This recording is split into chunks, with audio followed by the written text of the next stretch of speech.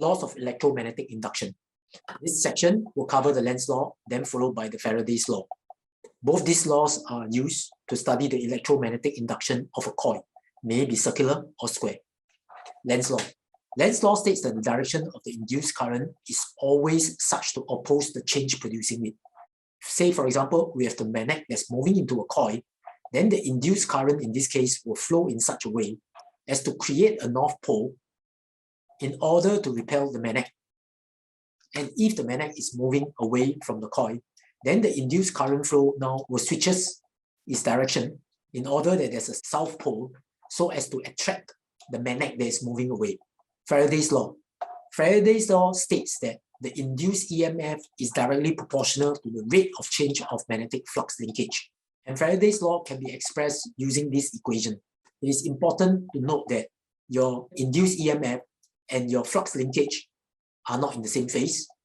And the negative sign in the Faraday's law comes from the fact that the EMF induced in the coil acts to oppose any change of the magnetic flux. Let's explain why.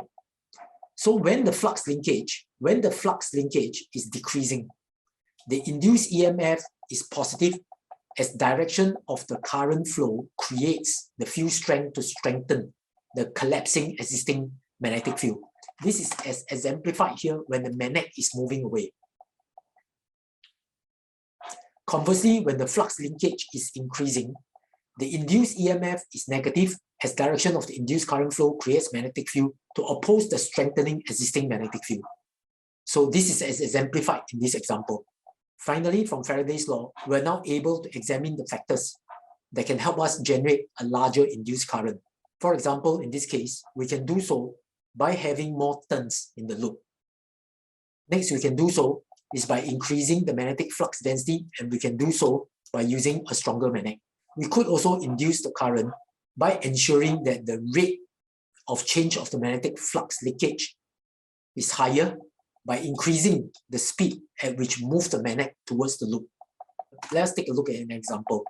In this example, we're going to move a ring towards a region where the magnetic flux density is moving to the paper, and then subsequently the ring moves out. When the ring enters the magnetic field, the induced current will flow in such a way and will oppose the strengthening magnetic field that's entering the ring. So in this case, the induced current, using your right hand grip, we're able to note that the induced current will be anti-clockwise, so that the magnetic field lines are now moving out of the paper in order to oppose the existing magnetic field lines.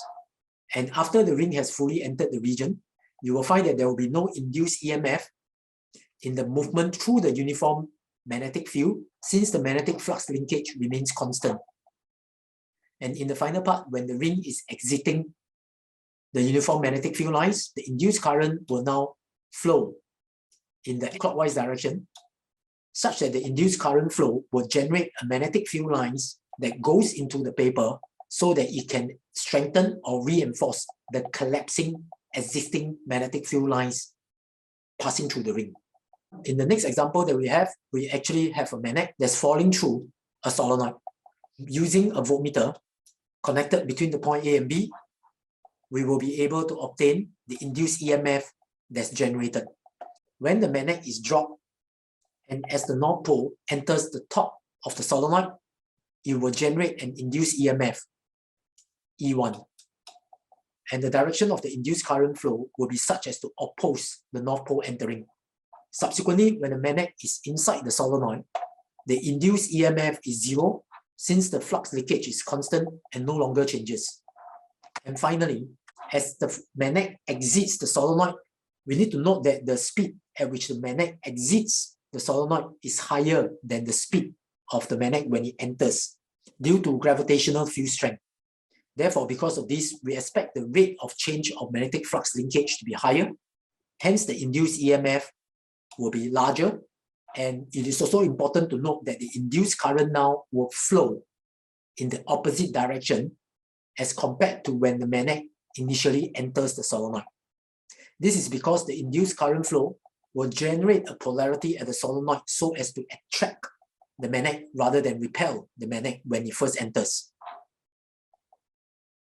Hence, because of this, it is therefore important to note when the magnet exits the solenoid, the maximum induced EMF generated is higher, and the value of the induced EMF is opposite in sign as compared to the induced EMF when the magnet first enters the solenoid.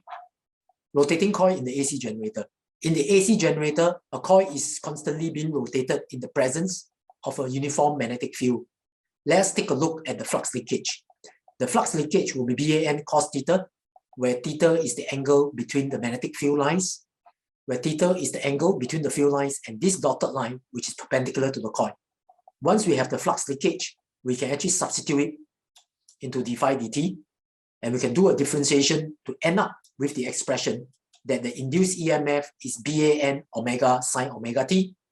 It's important to note that as the coil is rotating, the angle theta is equal to omega multiplied by t, and omega is the angular speed of rotation.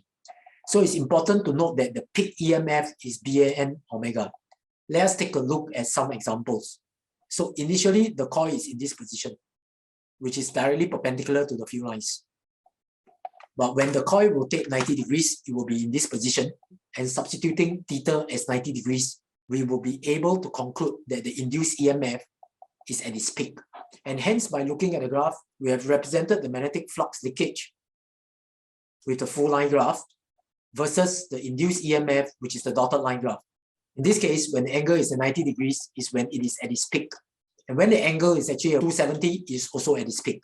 And from the graph, it is important to note that there is a phase difference between the magnetic flux linkage and the induced EMF. And the phase difference between the induced EMF and the magnetic flux linkage is pi over 2 or 90 degrees.